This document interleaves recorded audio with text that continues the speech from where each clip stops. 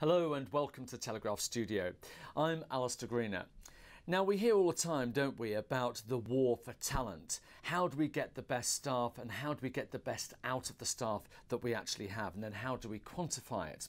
Well, today we're going to be talking about how businesses can improve their performance through employee engagement. And joining me is Robert Zampeddi from Towers Watson.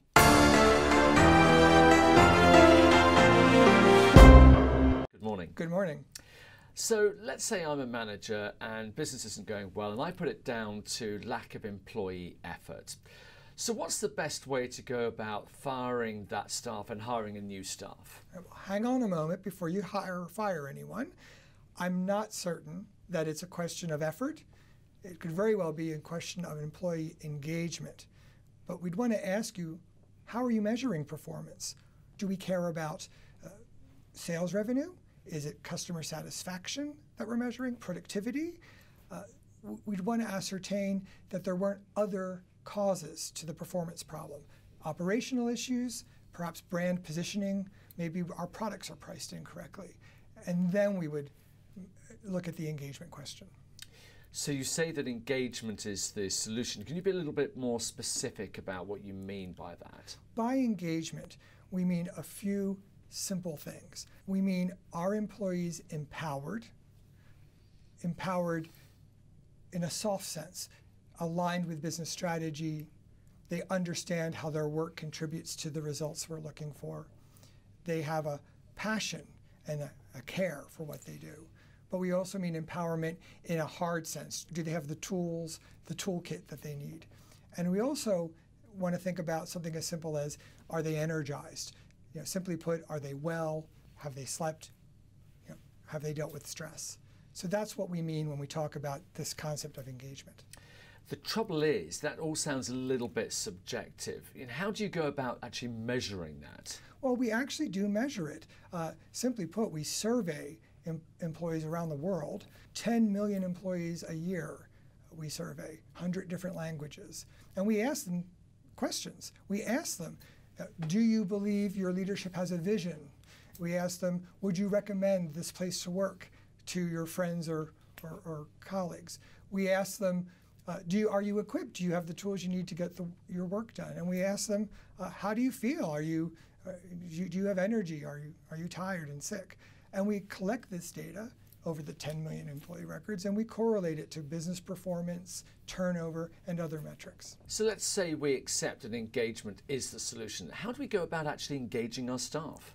Well, the first thing we need to do is create an employee experience at work in which the employees are personally invested. They have a sense of ownership. They feel they can control their careers.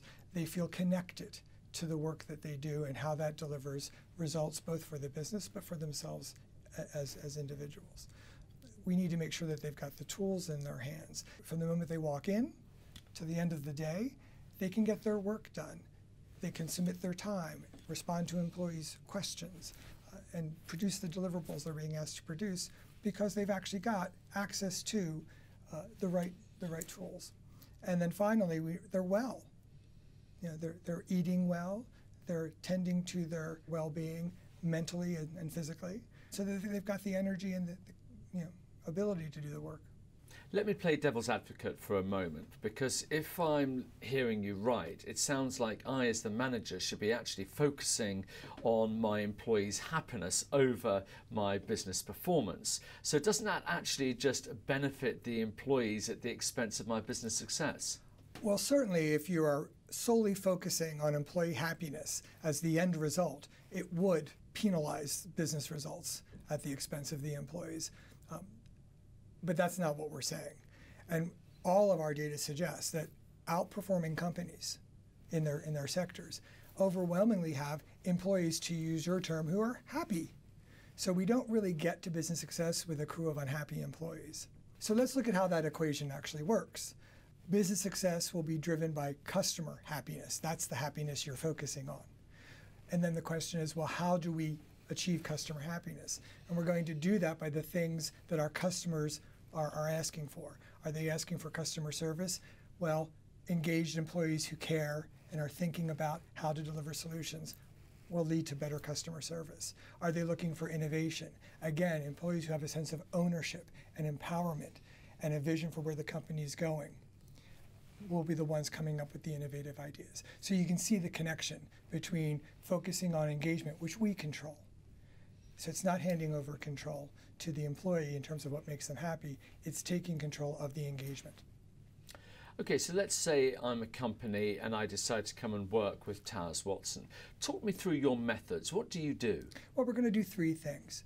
We're going to get some data, we're going to gather insights from the data, and then we're going to do action planning based on what those insights are telling us. By way of an example, a recent startup bank came to us with an issue that their focus was going to be on small and medium enterprises and on this business entrepreneur.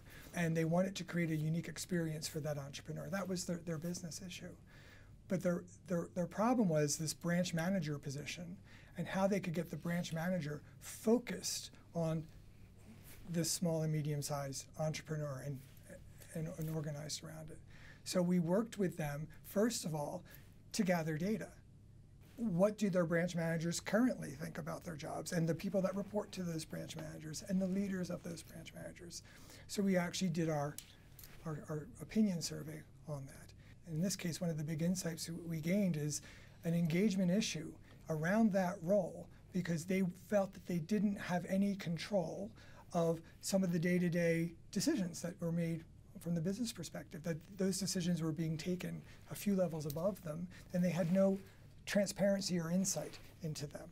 So with that insight on this business issue, we did some action planning, and it was around refocusing that role, equipping it with authority, and actually delivering some tools to them where they could begin with simple technology and some technology that put it in their hands to transact, to see data, to see information about their employees, about the business. So suddenly they were the owners of running their branches and their teams.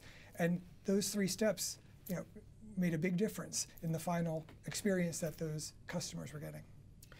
You've talked here about empowerment and a toolkit. What do you mean by toolkit? What exactly is that? Well, there's lots of things in the toolkit. Let me highlight a few of the essential pieces.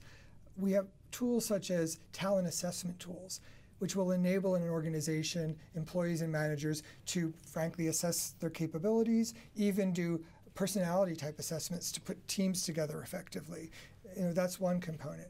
We've got a set of tools around talent management and performance management, where employees and managers can set goals, align those goals, measure results, look at performance, and do career planning. So we have another set of tools around looking at where I am today and what job and role I am and what the potential is in career pathing. And then finally, we have a set of portal tools, which are web-based applications that enable employees to get information about the enterprise, communicate and share information, and seamlessly link to all the tools that they need to work with. So it's creating an overall employee experience, much the way a company would do for their end customers, for the employee. You've talked a lot about employee engagement. It certainly seems to be the key to successful business practice. That's now. Let's fast forward a little bit into the future. Where do you see the trends in this environment over the next 5-10 years? It's actually just going to be more of the same, but maybe accelerated or intensified. And what's causing that intensification? A lot of things. We first of all have big generational changes. So our next generation of workers are already expecting to be using social media, mobile devices. They have access to information our previous generations never did. So I can get online now and find out salaries. I can go to Glassdoor and find out what people are saying about my company. We never could do that in the past. So it's going to put pressure on gathering even more data, understanding much quicker this information. But the technology is also, if that's going to put the pressure, it's also going to provide the relief, because we're going to have a whole set of channels that we're just beginning to use. So again, social media channels, mobile devices, ways of putting information and delivering messages to our employees and connecting them to the business that we are, as I say, only beginning to use now. So 10 years out, it's going to be a wonderful world, I believe, where employees are connected to their businesses seamlessly in ways that we're only beginning to explore. Well, you've given us a fascinating insight into the world of employee engagement. Robert Zampeddi from Towers Watson, thank you very much indeed. And thank you very much.